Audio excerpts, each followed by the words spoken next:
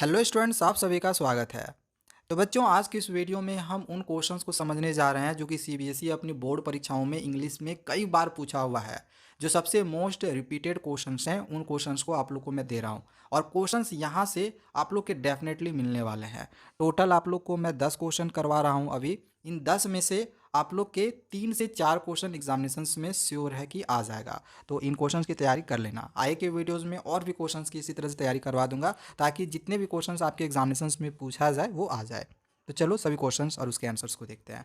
First question दिया गया है कि what idea of Coorg do you from, यानी आप कुर्ग के किस आइडिया से हैं।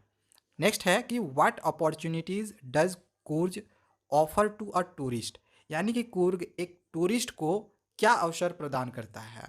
इसको एक अलग तरीके से भी पूछा जा सकता है कि Coorg is a tourist paradise, यानी कि कुर्ग एक टूरिस्ट का स्वर्ग है। तो इसको यहाँ पे जो है इसको डिस्कस करने के लिए बोला गया है। तो इन दोनों तरीके से क्वेश्चंस को पूछा जा सकता है। अब देखो यहाँ पे इसका आंसर लिखा गया है कि कुर्ग कर्नाटक का सबसे छोटा ज़िला है, जो कि सिचुएटेड है कहाँ, midway between Mysore and coastal town of Mangalore. Okay, it is a beautiful region of rolling hills and lush green rain forest, यानी कि यह रोलिंग पहाड़ियों और हरे भरे वर्षा वनों का एक सुंदर क्षेत्र है। ठीक है। It is famous for coffee, ये फेमस है कॉफ़ी के लिए, स्पीसीज के लिए, एंड रेन फॉरेस्ट के। It is also famous for hospitality, valour, wild life and adventure sports. तो इन सब चीज़ों के लिए भी जो कुर्ग है वो फेमस है। ठीक है। नेक्स्ट क्वेश्चन यहाँ पे पूछा गया है कि what did the Buddha want किसा गौतमी टू अंडरस्टैंड, यानी कि किसा गौतमी को बुद्ध क्या समझाना चाहते थे। तो आंसर लिखा गया है कि the Buddha wanted Kisa Gotami to understand that death is common. वो समझाना चाहते थे कि डेथ कॉमन है and must come to all, और सभी को ये तो आना ही है।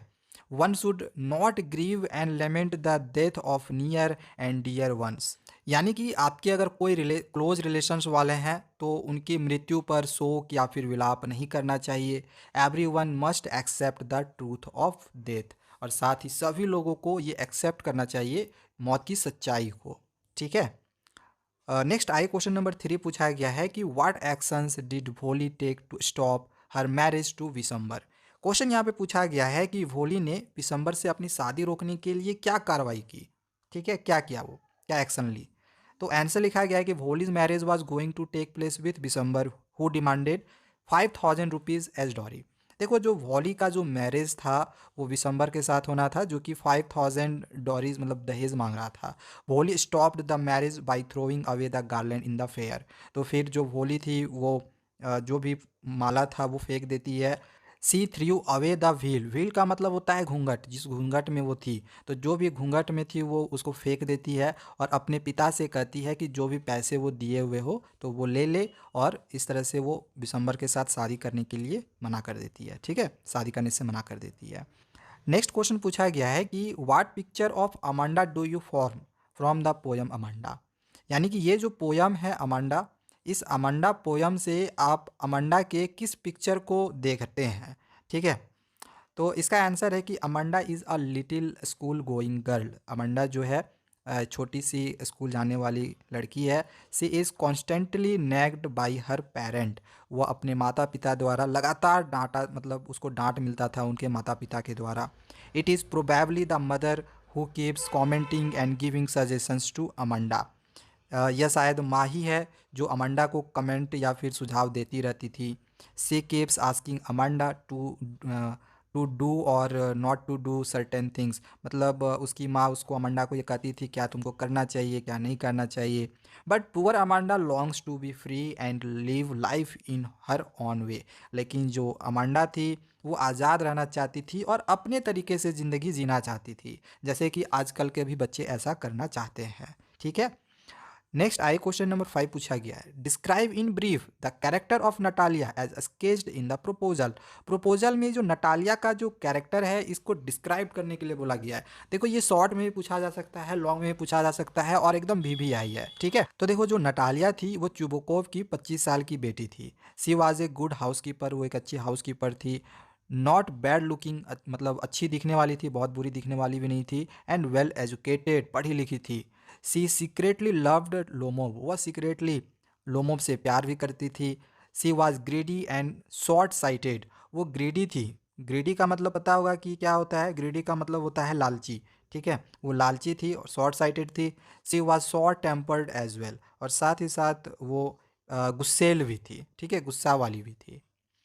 नेक्स्ट आइए, क्वेश्चन नंबर 6 पूछा गया है, what site did valley experience during her first journey by बस।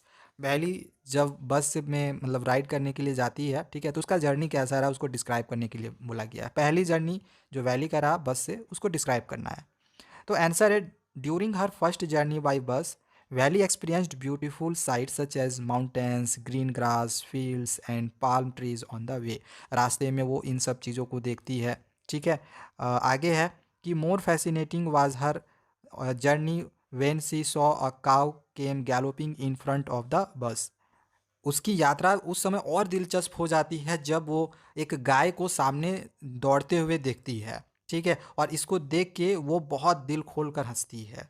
ओके, नेक्स्ट आगे यहाँ पे दिया गया है कि why does the poet want to turn and live with animals. तो आंसर है कि the poet wants to turn and live with animals because he has analysed this world too deeply and realised that animals are placid and self content. मतलब कि poet ने ऐसा महसूस किया ना कि जो जानवर है वो शांत और आत्मनिर्भर है। They are satisfied with their fate and never complain about it. मतलब कि वे अपने भाग्य से संतुष्ट हैं और इसके बारे में कभी भी शिकायत नहीं करते। But human beings are never satisfied, लेकिन जो ह्यूमन बींग्स हैं वो कभी सेटिस्फाइड ही नहीं होते हैं अपने किसी भी कंडीशन में, ठीक है। नेक्स्ट आगे क्वेश्चन 8 है, how did a book become a turning point in Richard Ebright's life. Richard Ebright's के लाइफ में बुक किस तरह से एक टर्निंग पॉइंट होता है। आंसर है the book the travels of monarch x opened the world of science for Richard. ये जो बुक था the travel of monarch x, तो ये बुक रिचर्ड के लिए विज्ञान की दुनिया खोल दी। आफ्टर रीडिंग इट, मतलब ये पढ़ने के बाद, इस बुक को पढ़ने के बाद, he became interested in tracking the migration of butterflies. यानी कि तितलियों के माइग्रेशन पर नज़र रखने पर उनको दिलचस्पी हो गई, ठीक है, उनको इंटरेस्ट आने लगा बटरफ्लाइज के माइग्रेशन पे। This interest led him to other projects and experiments, और इसी इंटरेस्ट के कारण उन्हें दूसरे प्रोजेक्ट्स या फिर एक्सपेरिमेंट ने भी प्रेरित किया। Finally he became a great scientist, finally वो फिर एक महान वैज्ञानिक भी बने। नेक्स्ट आई क्वेश्चन नंबर 9 है, the silence is golden the freedom is sweet why does Amanda से सो। मतलब सन्नाटा सुनहरा है, आज़ादी मीठी है, अमांडा ऐसा क्यों कहती है। तो Amanda says that the silence is golden the freedom is sweet because she want to lead a life without any restrictions. मतलब वो बिना किसी प्रतिबंध का जीवन जीना चाहती है। She likes silence because she wants to roam freely and undisturbed in a calm green sea like a mermaid. मतलब कि वो साइलेंस रहना चाहती है क्योंकि वह एक जलपरी की तरह शांत हरे समुद्र में स्वतंत्र रूप से घूमना चाहती है। आगे है, again she likes freedom in like life like an orphan to escape the nagging of her parents and have the liberty to roam freely on the streets. मतलब कि अमांडा को ऑर्फन यानी कि एक अनाथ की तरह रहना पसंद करती है कि उसको कोई रोकने वाला नहीं होगा, उसको कोई टोकने वाला नहीं होगा, मतलब उस पर किसी भी तरह का कोई भी जोर जबरदस्ती नहीं होगा कि मम्मी ये बोलेगी तो वो करेगा करेगी, या फिर पापा बोलेंगे तो ये करेगी। मतलब वो अपने अनुसार अपनी ज़िंदगी को जीना चाहती थी और सड़कों में आज़ादी से घूमना चाहती थी, ठीक है।